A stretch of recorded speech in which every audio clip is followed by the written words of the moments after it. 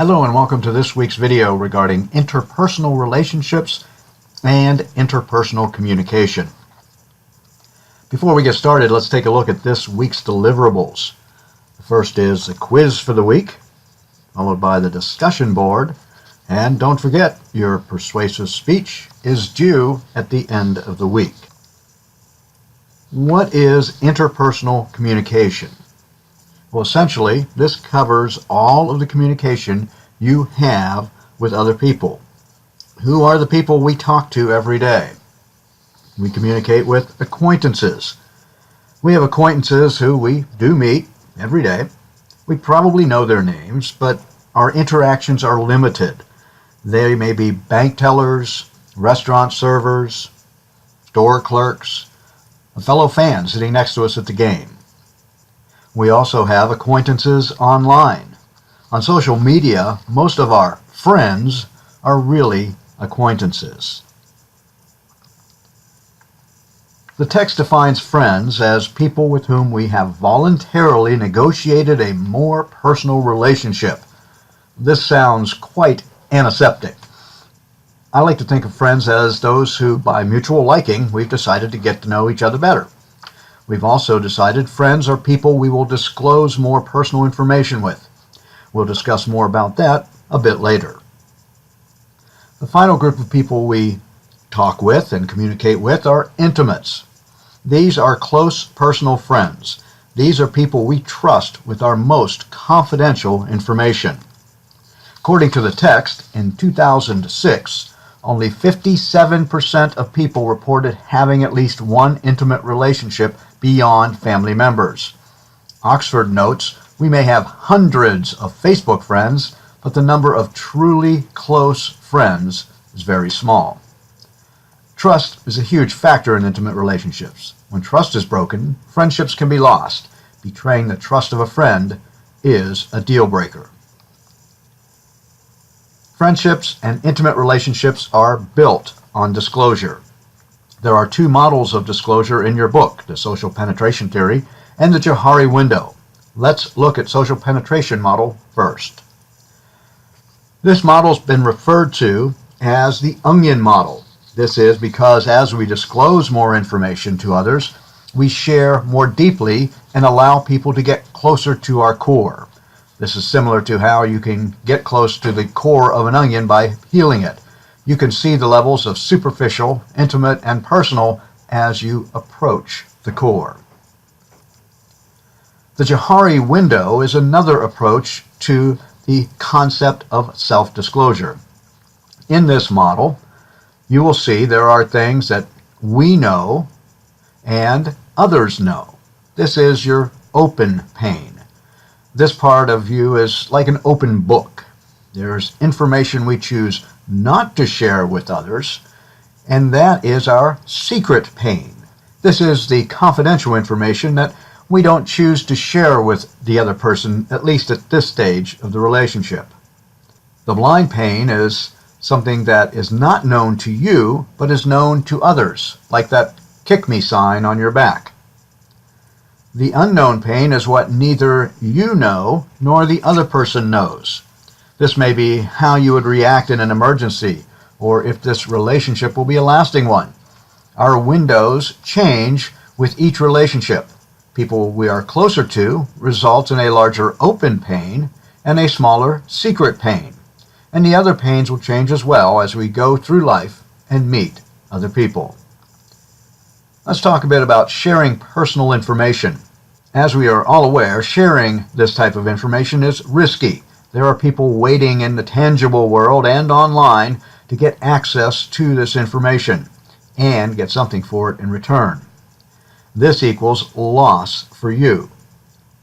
Sometimes this loss can be disastrous. The text offers some excellent disclosure guidelines for you to follow as you decide what to share and what to keep private. How do relationships happen? Well, essentially, they come together in stages. The initial stage is where we actually meet the individual, and then we begin maintaining the relationship. To keep the relationship going, you have to have some relational maintenance, and that is working on your relationship and communicating from time to time, and be willing to sacrifice to keep the relationship in balance. As long as those things are happening, you will have a healthy relationship. When things begin to go bad, you will see decreases in the quantity and quality of communication. This is circumscribing. Then you will see stagnation happening. You go through the motions with no real commitment. Then you begin avoiding one another physically. This is done by moving out or making sure your paths rarely cross. Finally, the relationship be terminated if the dissolution cannot be stopped. Now let's move on to dialectics. There are 3 dialectics. The first is autonomy and connection, or the desire to do things together or apart. You may want to see a movie and your partner doesn't like, so you go with friends, and your partner has dinner with a neighbor. If you both like the movie, you'll go together. Insisting on doing everything together is not healthy, nor is doing everything without your partner. Balance is the key. Next is openness and closedness. Openness is the sharing of intimate information, and closeness is the desire to maintain your privacy. Again, a balance is what should be strived for in a healthy relationship. The final dialectic is novelty and predictability. Novelty is the desire for originality and freshness in a relationship. Predictability is enjoying things that are consistent, reliable, and dependable. It's difficult to be new and different all the time and to be predictable all the time. Healthy relationships usually have, you guessed it, balance. We can manage dialectical tensions using 4 different strategies. The first is temporal selection. This simply means we'll go to the movie now and later we'll go bungee jumping.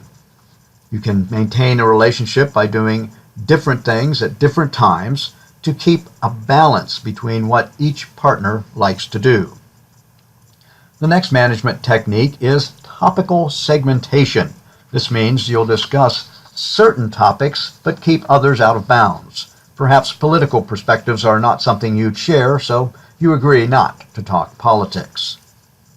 Neutralization is compromising between each partner's desires. Perhaps a couple reaches a balance between doing something novel or predictable. It may not be ideal, but it works for them.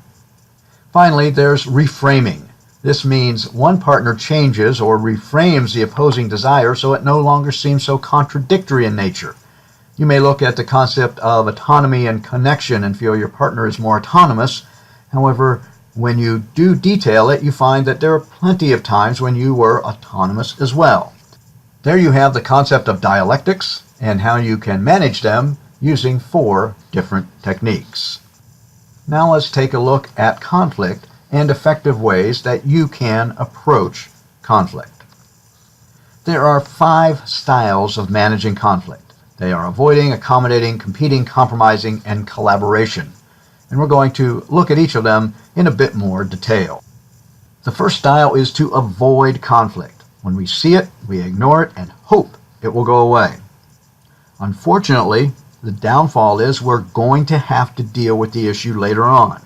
This is considered a lose-lose strategy.